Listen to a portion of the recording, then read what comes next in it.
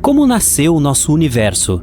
Parece difícil de responder. Então, que tal isso? O que existia antes do nosso universo? Enquanto os cientistas procuram a resposta para a pergunta mais difícil da história, vamos ver o que eles descobriram até agora. No século XX, lançamos luz sobre esse mistério. Tudo graças a este homem, Edwin Hubble. Um dia, em Mount Wilson, no sul da Califórnia, ele apontou seu telescópio para o céu e descobriu que algumas nuvens aleatórias de gás, voando por toda parte, são na verdade outras galáxias. E elas são muitas. Ele também descobriu outra coisa, algo que mudou o mundo para sempre. Elas estão se movendo. E daí? Você pode perguntar. Bem, isso significava uma coisa muito importante. O universo está se expandindo. E se está se expandindo, provavelmente teve um começo em algum lugar, certo? Agora, tudo o que temos a fazer é voltar no tempo e ver onde foi o começo. Os cientistas levaram muitos anos para chegar a uma teoria completa. A teoria do Big Bang. E aqui está. Nada nunca esteve em lugar nenhum, porque nem quando e nem onde existiam. Você entendeu? Mas na verdade não. Havia uma coisa. Era a chamada singularidade cósmica. Um estado em que nosso universo era incrivelmente pequeno, denso e muito, muito quente. Imagine se nosso universo fosse comprimido em uma pequena bola. A pressão e a temperatura em seu interior seriam enormes. Em algum momento, tornou-se impossível resistir. E aí veio o Big Bang. Uma explosão de energia e matéria que criou tudo o que vemos agora. Tempo e espaço, forças físicas básicas, também espalhou quarks por toda parte.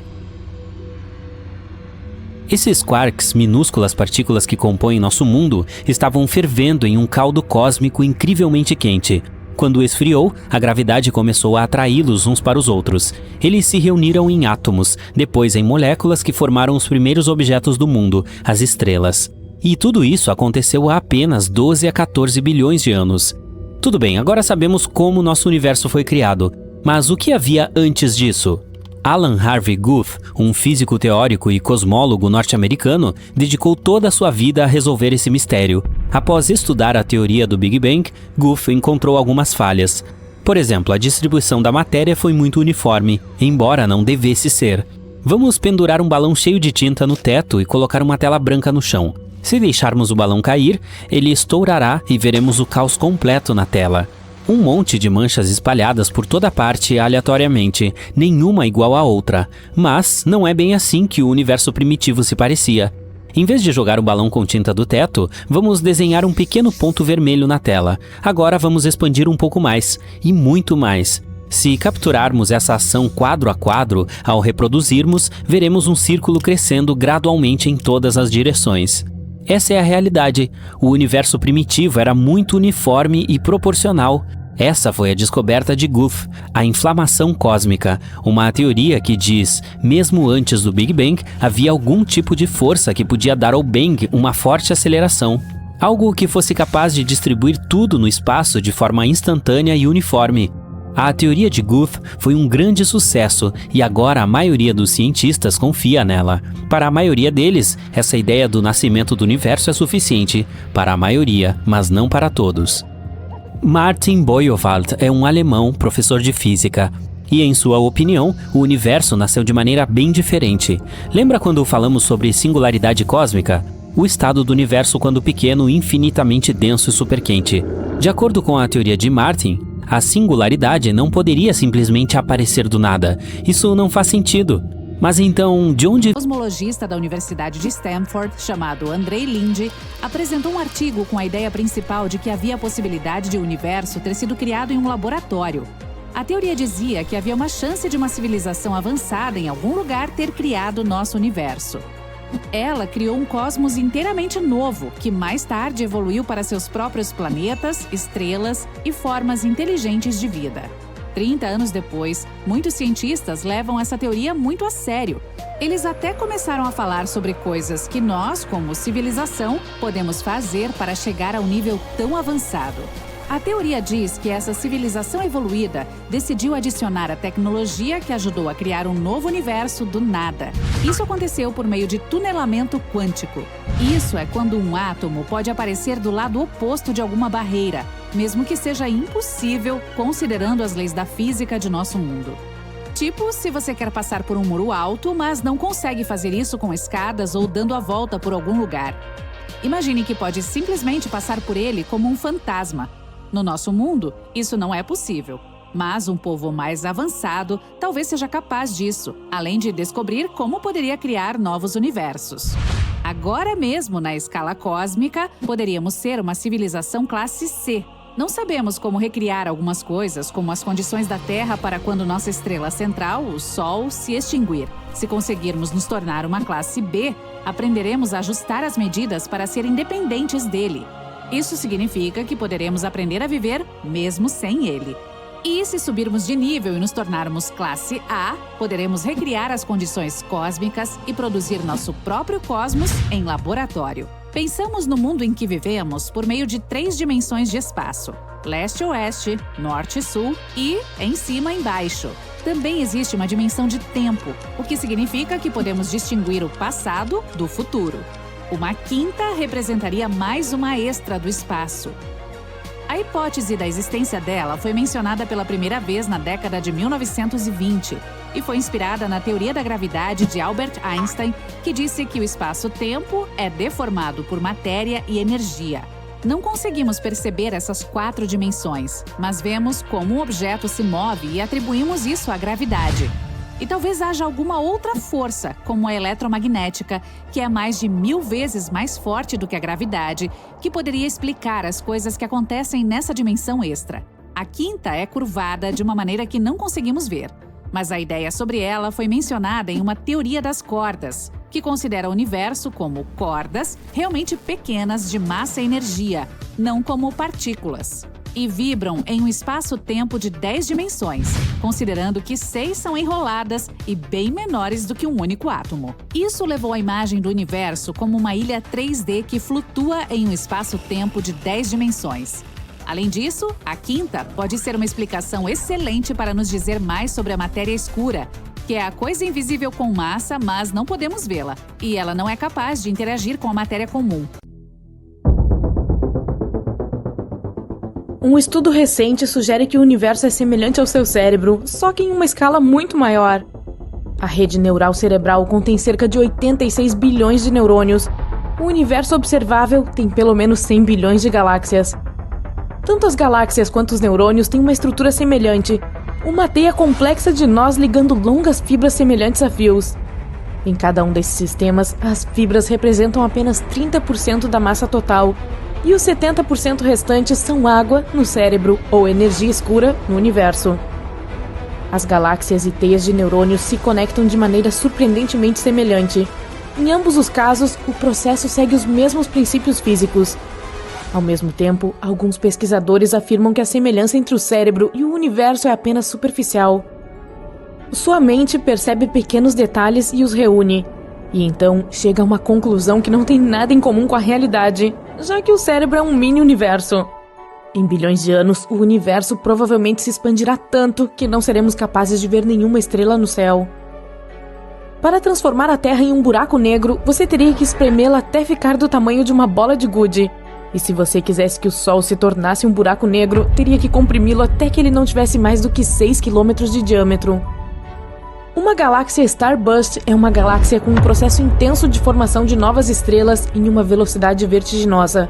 Geralmente acontece depois que 2 galáxias se fundem em uma só.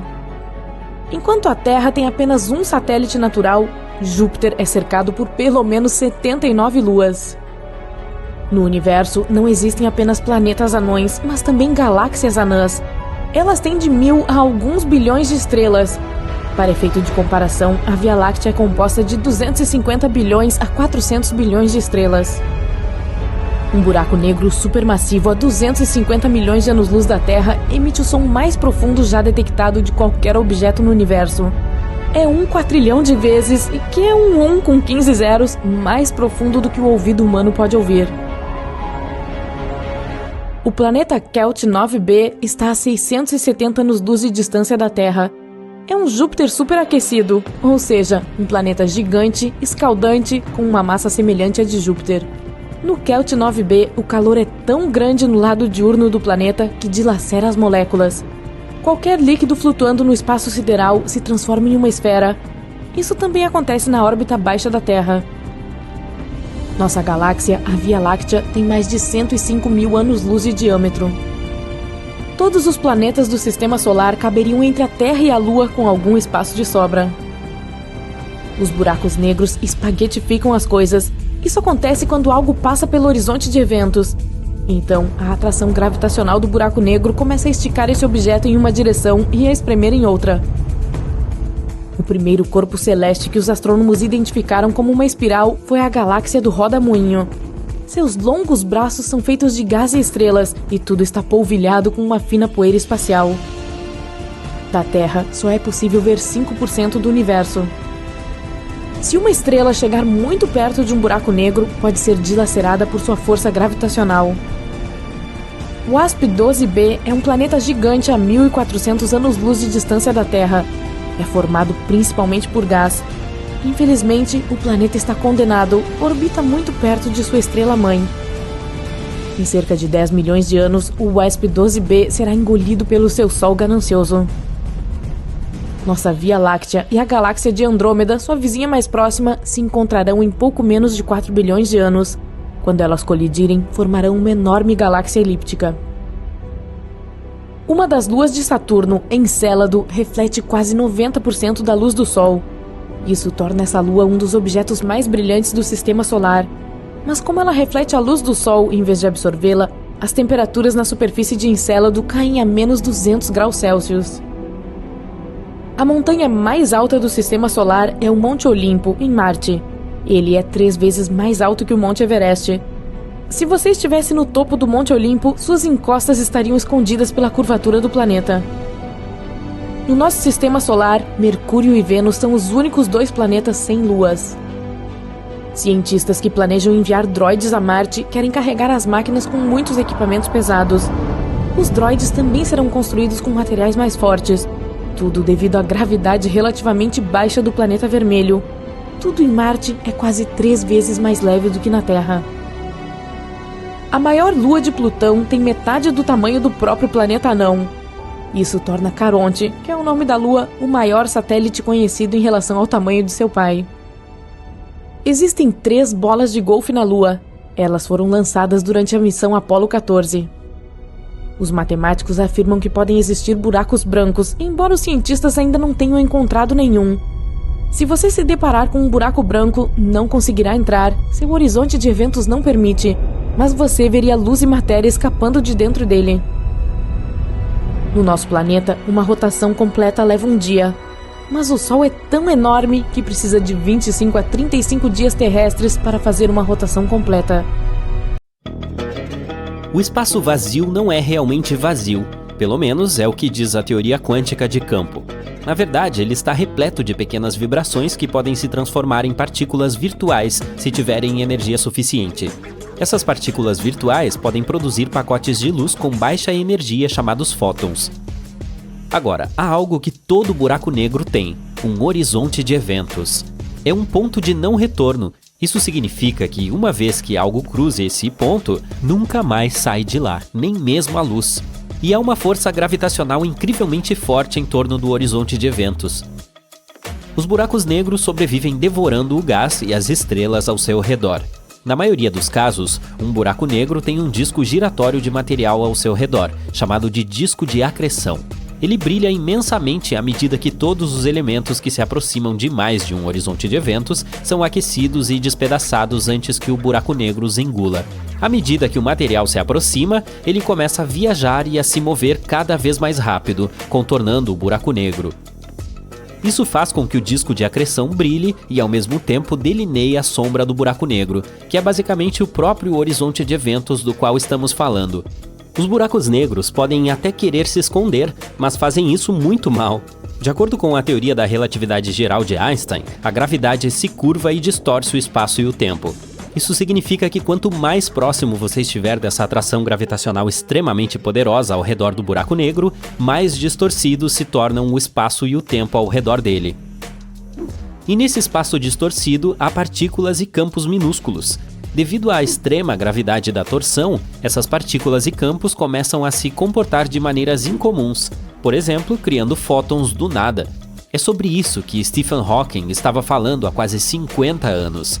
E não para por aí. Ele também sugeriu que se essas partículas encontrarem uma maneira de escapar de um buraco negro, elas roubam parte de sua energia.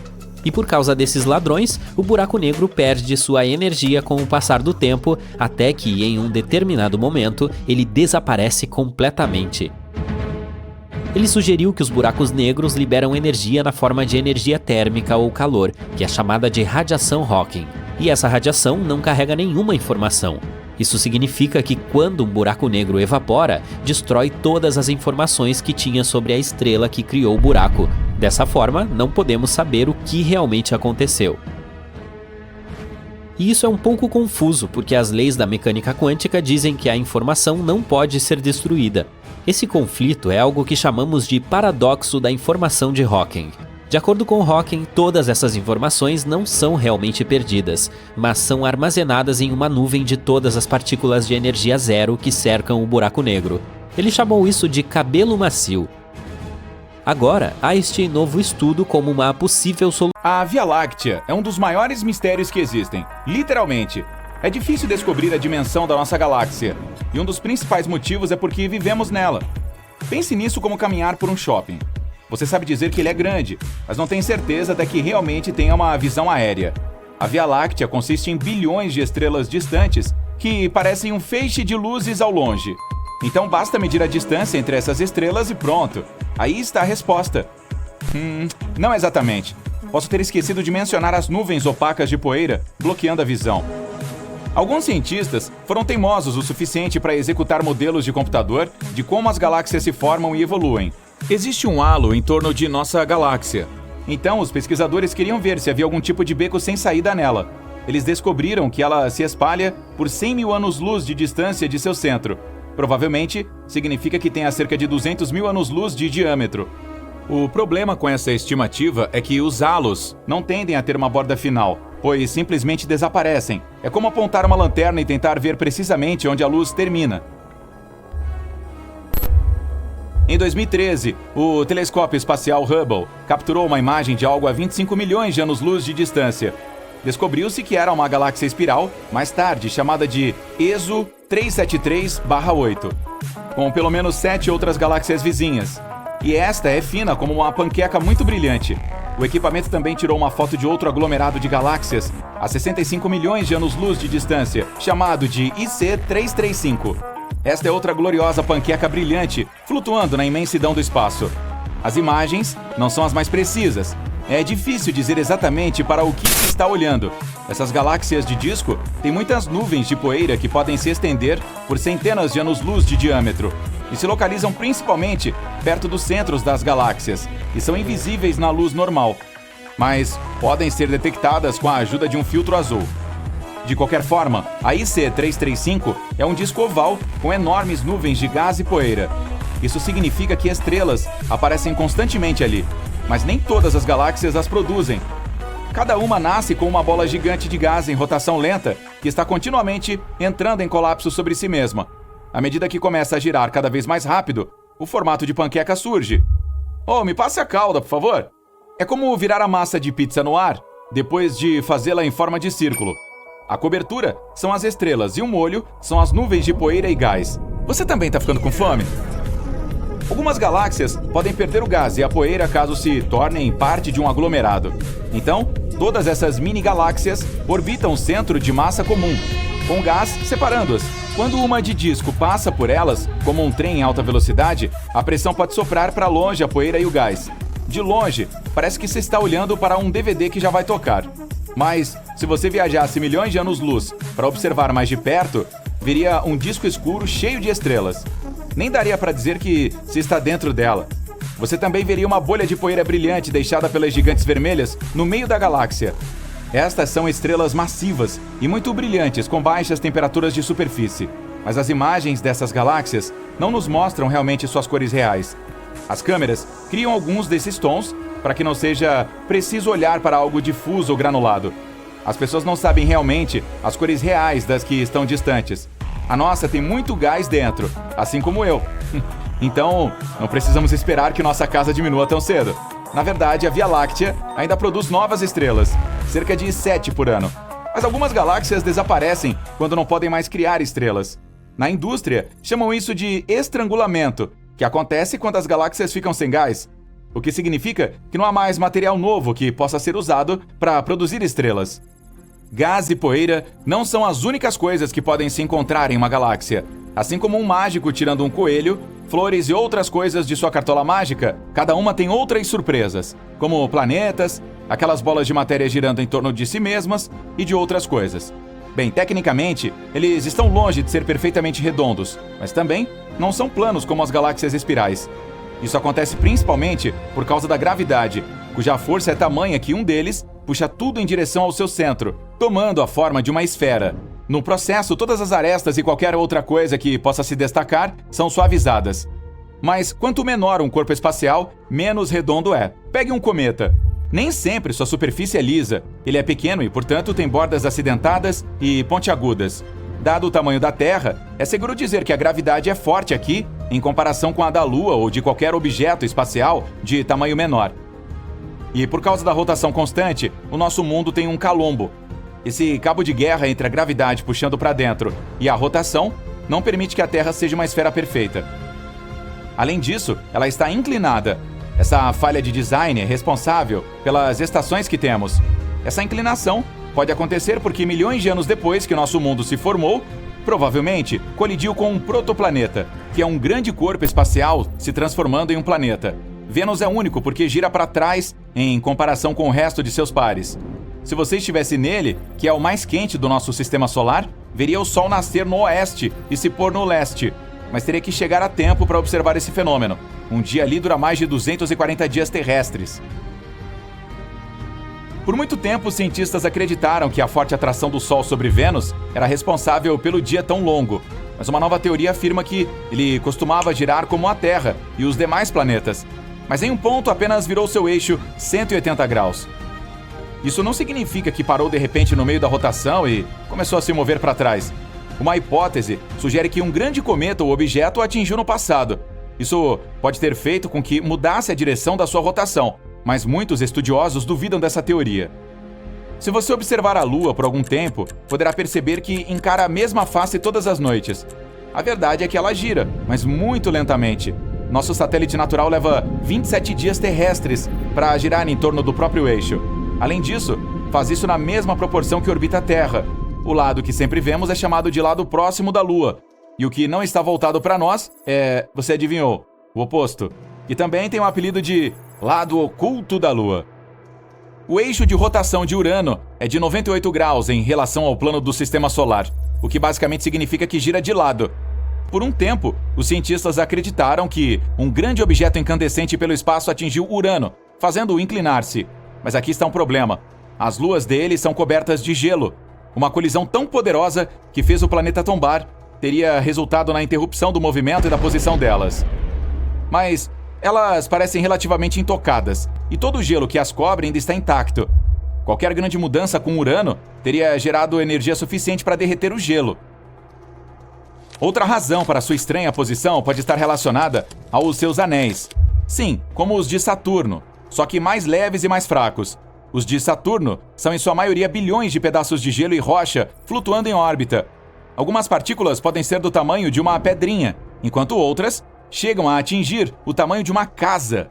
Uau! Há ainda partículas que são cometas fragmentados, asteroides e luas dilaceradas pela gravidade. Se você observar os anéis de longe, eles se parecem com listras coloridas feitas de milhares de listras diferentes. Mas, na verdade, existem apenas 8 camadas de anéis. Urano pode ter tido anéis tão incríveis quanto os de Saturno, cerca de 4 bilhões e meio de anos atrás. O equilíbrio entre a gravidade deste e seus anéis pode ser responsável por manter o planeta em pé para que ele não se incline. Se Urano tivesse os mesmos anéis, eles poderiam evitar que o planeta tombasse. A maneira de resolver o problema dessa inclinação pode ser obter seus anéis de volta, que o ajudariam a manter o equilíbrio. Por outro lado, gostamos do jeito que está. Você sabe como tudo começou há 13,8 bilhões de anos com Big Bang. BAM! Não, espera, eu posso fazer melhor. Não, caramba, deixa pra lá. E o universo tem se expandido desde então. Em sua tenra idade, ele era todo feito de gás, principalmente hélio e hidrogênio. Durante bilhões de anos, o gás se expandiu e esfriou.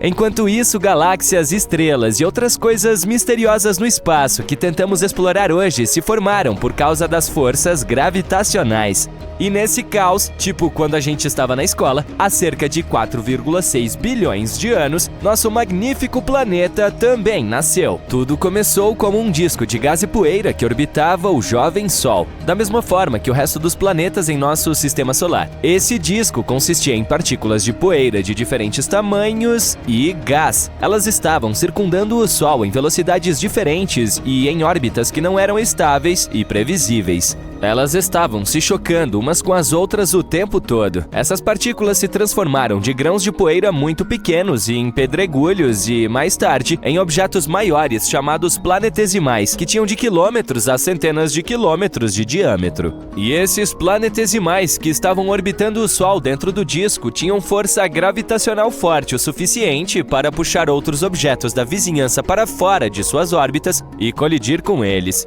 Como estavam constantemente batendo uns nos outros, ficaram cada vez maiores, até que alguns chegaram ao tamanho de milhares de quilômetros de diâmetro. Isso é quase o tamanho de Marte e da Lua. Sabemos disso por causa dos meteoritos. Eles vêm de diferentes lugares de todo o nosso sistema solar e trazem todos os tipos de materiais para o nosso planeta, dando-nos algo interessante para estudar e aprender sobre o nosso sistema solar e como ele se formou.